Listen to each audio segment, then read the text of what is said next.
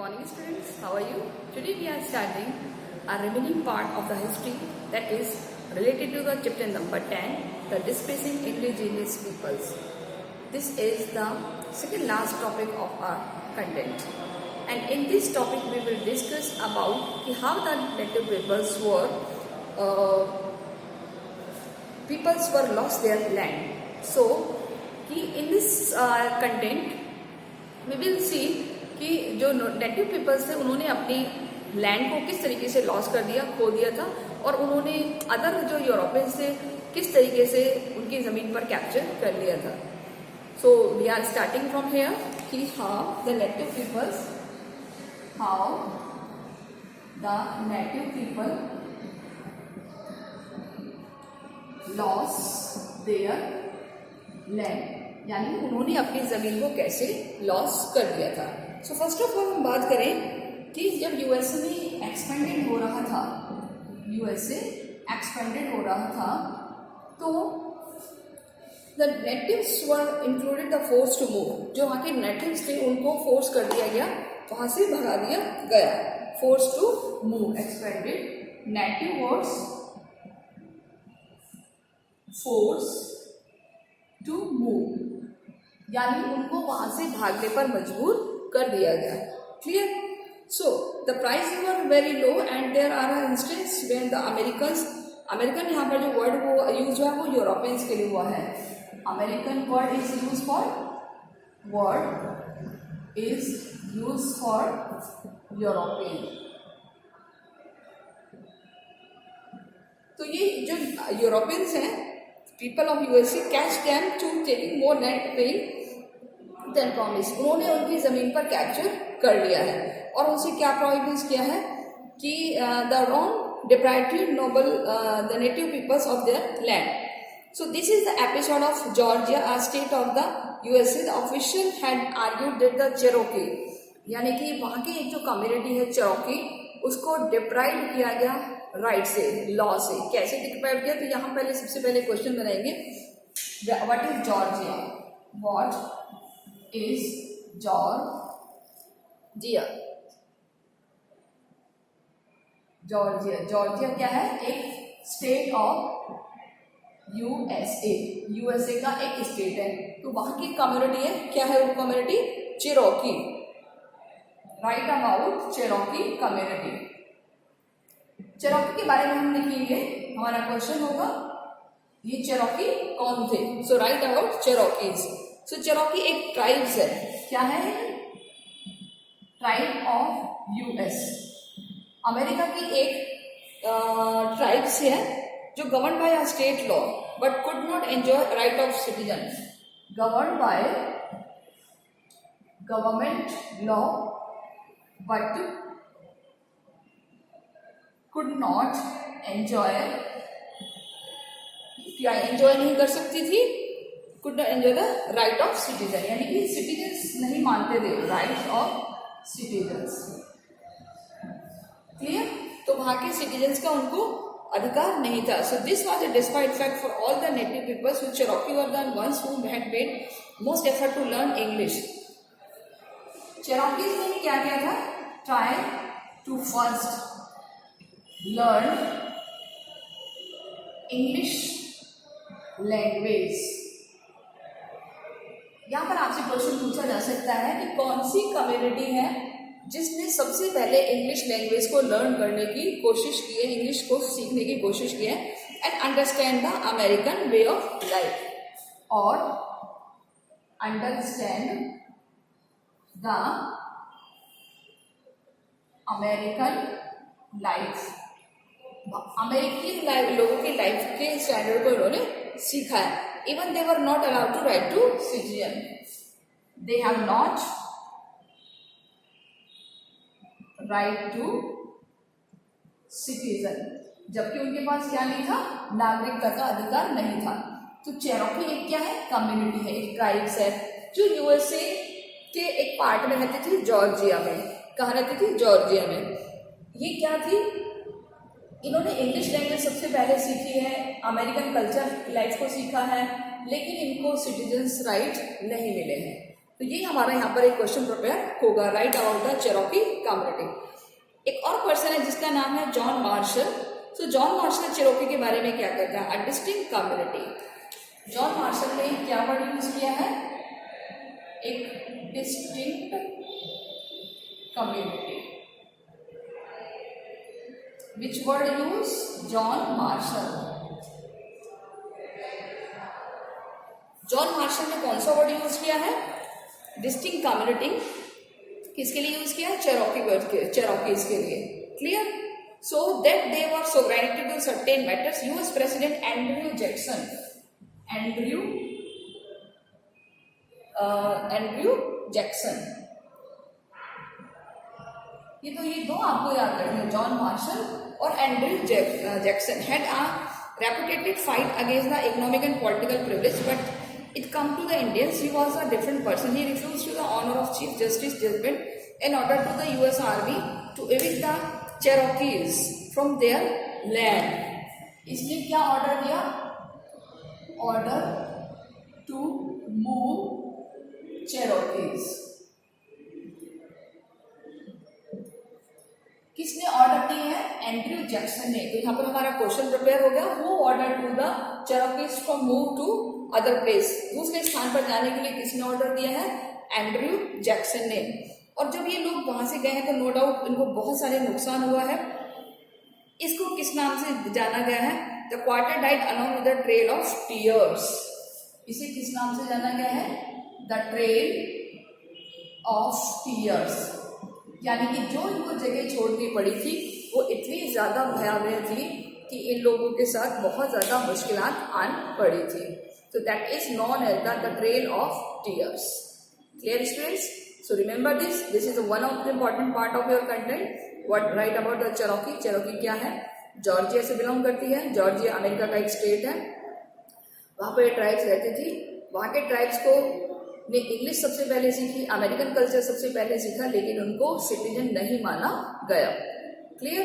इसके अलावा John Marshall आए थे, उन्होंने उसके लिए एक डिस्टिंक्ट कम्युनिटी वर्ड यूज किया है कि ये अलग से कम्युनिटी है, तो और ये हमारे साथ ही रहेगी। लेकिन जो एंड्रयू जैक्सन आए थे उन्होंने कहा कि ये यहाँ नहीं रहेगी, ये यहाँ से डिस्प्लेस होगी, उनको कहीं और चले जाने के लिए कह दिया। तो बहुत सारे लोगों को परेशानी आई थी, इसीलिए एक वर्ड यूज किया, कहा गया है that is the trail of tears. वो ट्रेल ऑफ टीयर्स वर्ड किसके लिए यूज किया गया है, that is use for the Cherokees. Okay, so in this part it is very important things. Now, so video को पॉज करके आप इस तरीके से क्वेश्चन प्रिपेयर कर सकते हैं। यहाँ पर बहुत सारे हमारे स्मॉल क्वेश्चन हैं जो आपके आने वाले एग्जाम में काम आएंगे। So इस तरीके से जो ट्राइब्स थी इनको लोग पसंद नहीं करते थे, यानी यूरोपियंस जो थे, यानी अमेरिकन जिनको हम कहने लग गए थे, यूरोप के लोग, वो बड़े पढ़े लिखे थे, गोरे होते थे, अच्छे होते थे, तो वो ऐसे ट्राइब्स के लोगों को पसंद नहीं करते थे। उनको वो अनसिविलाइज कहकर भी इंडिकेट करते थे। तो ऐसे वो कहते थे इनका तो डाई आउट होना जरूरी है, डाई नहीं, या तो ये मर जाए या यहाँ से चले जाए, यानी इनको पसंद नहीं करते थे। क्लियर। आफ्टर दैट देखिए क्या हुआ, the native pushed west world. ये यानी कि जो नेटिव्स थे वो कहाँ की तरफ पुश हो गए, वेस्ट वर्ल्ड, पश्चिम की तरफ चले गए, west world. Clear. So given land elsewhere their proper perpetuity often move again to it minerals lead और गोल्ड। यहाँ पर क्या था, बहुत सारा गोल्ड था, मिनरल्स था, लेड था, ठीक है, हमारे बहुत सारे नेचुरल रिसोर्सेज थे, ऑयल भी थे, ऑयल भी था यहाँ पर, और लैंड भी थी। Clear. And the occupied share of the land originally occupied the one tribes. The leading of quarrels between them, they were locked small areas called reservation. अब इनके लिए एक स्मॉल एरियाज सेट कर दिए थे और उस स्मॉल एरिया को क्या नाम दिया गया, रिजर्वेशन, जो नेटिव्स के लिए थे, क्योंकि वहां पर बहुत ज्यादा नेचुरल रिसोर्सेज था। So they could not go without the fight. The US Army crushed service to the rebellion from 1865 to 1890, यानी कि यूएस आर्मी ने स्टार्ट किया है the series of rebellion, A series of rebellion start by American army in 1865 to 1890, यानी अब उन लोगों को वहां से खदेड़ने के लिए, भगाने के लिए एक सीरीज शुरू की गई है और कनाडा में ये शुरू की गई है। Canada there were armed revolt, और इन कनाडा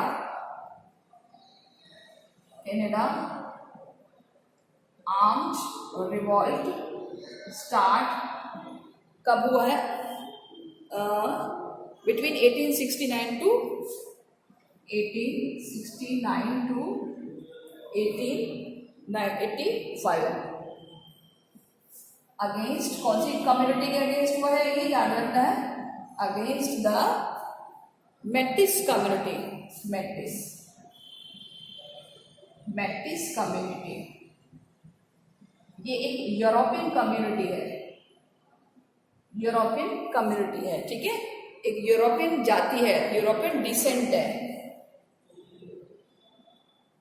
ठीक है, यूरोपियन डिसेंट है ये मैटिस। तो कनाडा में कब उसको हटाया गया है? 1869 से 1885 तक, ओके, और अमेरिका में 1865 से 1890 तक। ये हमें याद रखना है। एक आर्म्ड रेबेलियन शुरू हुआ है अमेरिका में और कनाडा में। Now, the one of important part of our content, that is the gold rush and the growth of industries. America में गोल्ड रश किस तरीके से डेवलप हुआ है? यस, सो गोल्ड रश, देखिए अमेरिका में गोल्ड रश के बारे में मैं आपको बता दूं, सोने की खान एक तरीके से मान सकते हैं। कब डिस्कवर हुई है ये? नॉर्थ अमेरिका में 1840 में, नॉर्थ अमेरिका 1840, और वो है कैलिफोर्निया। कौन सा प्लेस है? कैलिफोर्निया। द लैंड किस नाम से जाना जाता है? Known as the gold rush.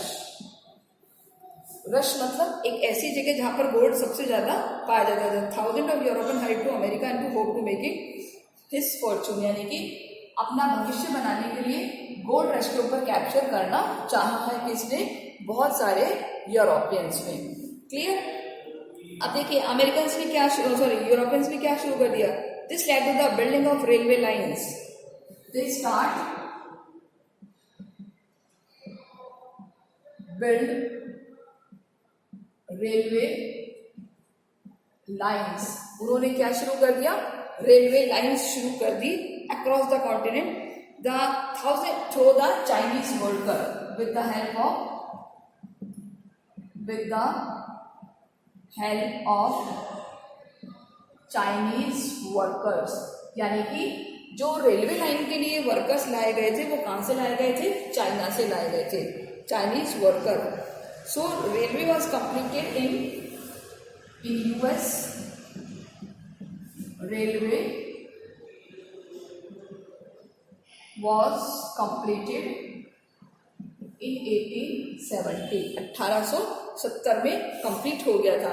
तो हमारा ये क्वेश्चन कैसे प्रिपेयर होगा?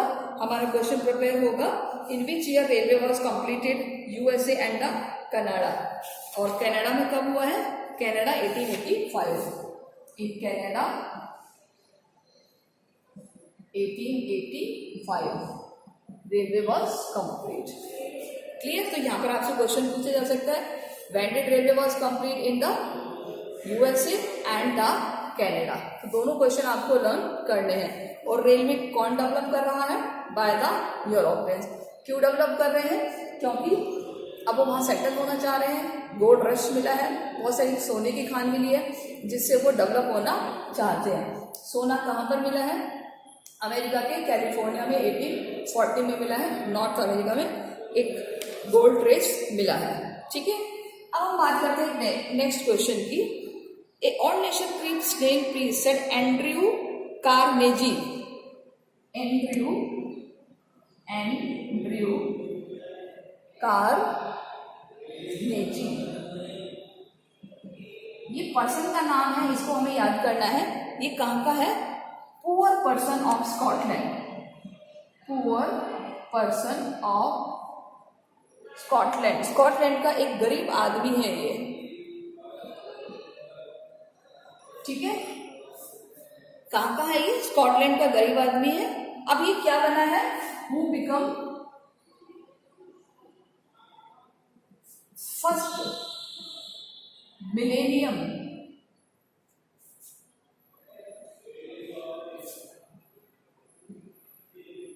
मिलेनियर यानी कि अमीर आदमी, अमीर व्यक्ति, become the first Millionaire of USA. तो ये क्वेश्चन आपसे पूछा जा सकता है कि एंड्रयू कार्नेज कहाँ का रहने वाला था? स्कॉटलैंड का एक बहुत गरीब व्यक्ति था। उसने स्कॉटलैंड छोड़ा कि वो अमेरिका में काम कर सके, और बाद में वो अमेरिका का सबसे मिलेनियर पर्सन बन गया, यानी become one of the first Millionaire industrialist in the USA. Millionaire industrialist यानी कि जिसकी बहुत सारी इंडस्ट्रीज थी अमेरिका में, सबसे रिच व्यक्ति बन गया, पहला रिच व्यक्ति ऑफ अमेरिका, एंड्रयू कार्नेजी। कहाँ का था? स्कॉटलैंड का। स्कॉटलैंड से ये इमिग्रेंट हुआ था, शिफ्ट हुआ था।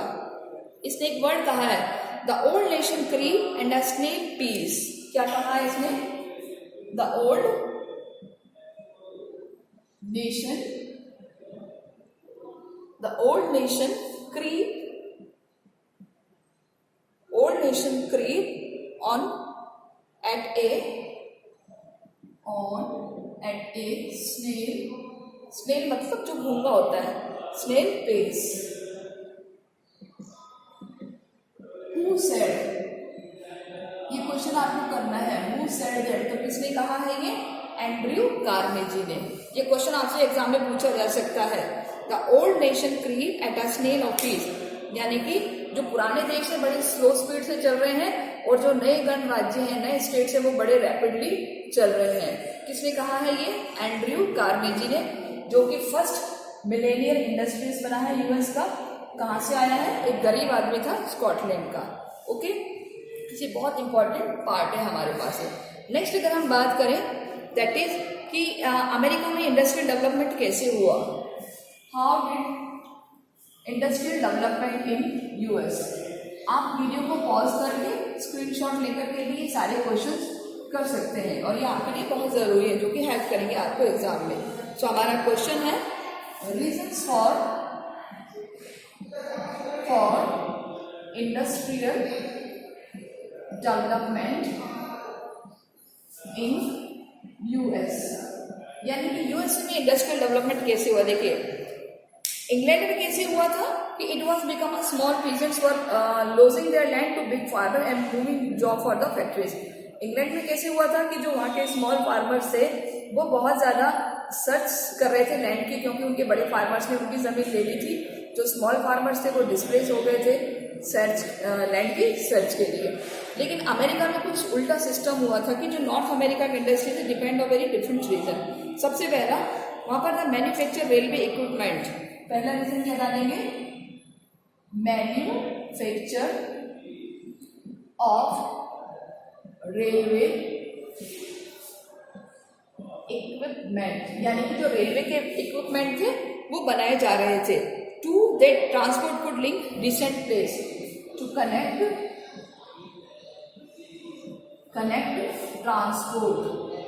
ट्रांसपोर्ट को कनेक्ट करने के लिए ट्रांसपोर्ट कुड लिंक प्लेस, बहुत सारी जगहों को वो जोड़ सके। And reproduce machinery would make large scale farming easier. Produce machineries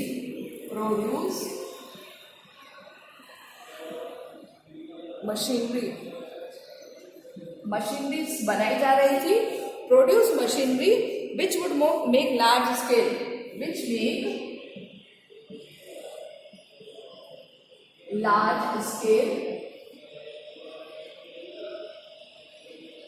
large scale पर क्या बना सके? Large scale farming easier,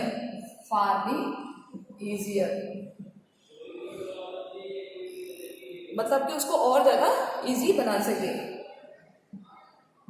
clear, सरल बना सके। अगर हम बात करें तो industrial towns grow, factories multiple. Industrial towns and factories, जो फैक्ट्रीज हैं, इंडस्ट्रीज हैं, मल्टीपल, बढ़ने लग गई थी, मल्टीपल, बहुत तेजी से बढ़ने लग गई थी। कहाँ पर? इन यूएसए और कनाडा, इन यूएसए और कनाडा, दोनों जगह पर डेवलप होने लग गई थी। 1860 में जो USA had been under developed economy, 1890 में वो इंडस्ट्री पावर की वजह से ओवर डेवलप्ड इकोनॉमी बन गई। इन 1890 अमेरिकन यानी कि USA economy was developed rapidly, बहुत तेजी से उसकी इकोनॉमी डेवलप होने लग गई थी, leading to the industrial power in the world. तो ये रीजन रहे हैं किसके? अमेरिका में इंडस्ट्रियल डेवलपमेंट बहुत डिफरेंट रीजन की वजह से हुआ है। तो region for industrial development USA, तो आपको ये 4 पॉइंट यहाँ पर लिखने होंगे, clear. In next question we will discuss about the कि how did US expand rapidly, clear। ये क्वेश्चन मैं आपको इरेज करूँ, यहाँ से आप वीडियो को पॉज करके नोट डाउन कर सकते हैं। सेकंड क्वेश्चन, इसका नेक्स्ट लॉन्ग क्वेश्चन हम प्रिपेयर करेंगे, दैट इज कि how did expand rapidly, USA expanded rapidly, यानी यूएसए कैसे तेजी से बढ़ता चला गया, फैलता चला गया। तो इसके रीजन है, सबसे पहले the large scale agriculture also expanded, the vast area was clear divided into farms due to increase of agriculture. क्या लिखेंगे हम? एग्रीकल्चर को इंक्रीज करने के लिए the vast area was clear, vast areas were clear, यानी कि जो बहुत बड़े बड़े एरिया थे उनको क्लियर किया गया, and divide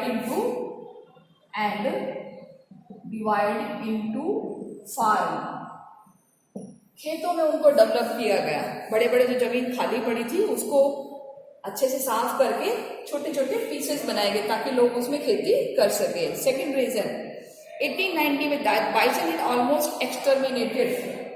In 1890 the bison, जो कि भैंस थी, ऑलमोस्ट क्या हो गई थी? खत्म हो गई थी। द बाइसन हैड ऑलमोस्ट एक्सटर्मिनेटेड, खत्म हो गई थी। कौन से ईयर में? 1890 में। The ending of live humanity the natives followed to the centuries. In 1890 the USA continental expansion was complete. 1892 में यूएसए का जो कॉन्टिनेंटल है एक्सपेंशन वॉज कंप्लीट। ओके, यानी कि जो वहां का यूएस का एक्सपेंशन है वो कंप्लीट हो गया था। यूएसए जो बढ़ रहा था रैपिडली वो धीरे धीरे कंप्लीट हो गया था। The area between Pacific to Atlantic Ocean was divided. The area between Pacific to Atlantic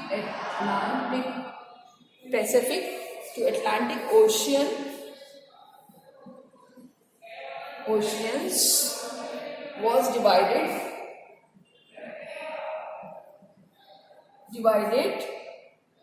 into states,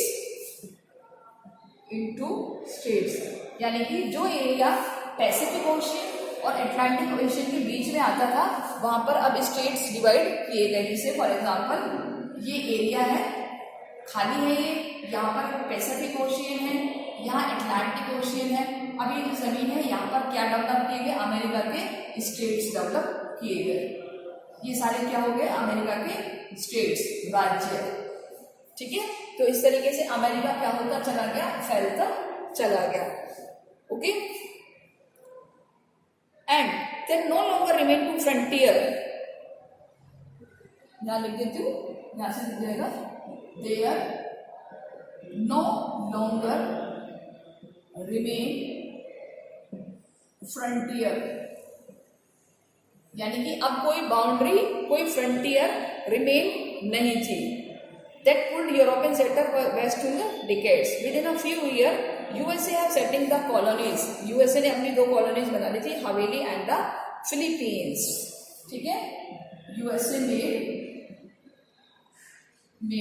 their colonies in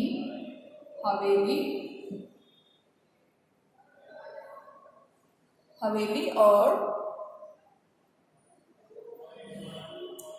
Philippines.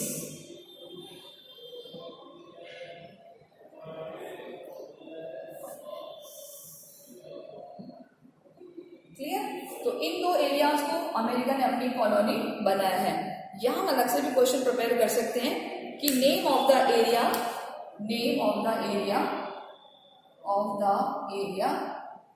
Which colonized by USA, जिनको यूएसए ने अपनी कॉलोनी बनाया है, कौन सा है, हवेली और फिलीपींस. तो यहाँ पर एक और हमारा लॉन्ग क्वेश्चन प्रिपेयर होगा. अब अगर हम बात करें कॉन्स्टिट्यूशनल राइट्स की, तो दैट इज कि अमेरिका के जो लोगों को कॉन्स्टिट्यूशनल राइट्स हैं वो इंडिपेंडेंट के बाद में नहीं, यानी इंडिपेंडेंट हुआ है 1770 में. अमेरिका इंडिपेंडेंट कब हुआ है, found again independent in 1770. Which year, 1770. America independent. Clear? So come to the defined identity of US against the monarchies or aristocracies. Monarchies और aristocracies के खिलाफ. Clear? And they have to the right to property. और उनको क्या दिया गया, right to property दिया गया. तो इस तरीके से वहां पर डेमोक्रेटिक राइट्स में अमेरिकन पीपल्स को राइट टू प्रॉपर्टी का राइट दिया गया. और इसीलिए कहीं ना कहीं आज अमेरिका में जो कैपिटल सिस्टम है उसको फॉलो किया जाता है. तो इस तरीके से हमें ये बात करना है. और उनकी जो बिल ऑफ राइट्स है जिसे हमने पढ़ा था, वह राइट टू प्रॉपर्टी का जो राइट है वो हर पर्सन को दिया गया है. जैसे हमारे यहाँ राइट टू प्रॉपर्टी था, अब उसको हमने यहाँ से शिफ्ट कर दिया है. But nowadays it has been shifted from the other part. But in America it is also mention in the constitution. So clear students कि किस तरीके से अमेरिका का अब एक नया वजूद तैयार हो गया है. So in the next video we will see about Australia कि ऑस्ट्रेलिया किस तरीके से कंप्लीट हुआ था. तो ये तो एक छोटी सी स्टोरी थी about the USA and the Canada. जो भी आपके टेबल्स दी हुई हैं बीच में, जो भी आपके सेगमेंट्स दिए हुए हैं, ये आपको कंप्लीट करने हैं. Okay, so okay students, till then take care and good bye.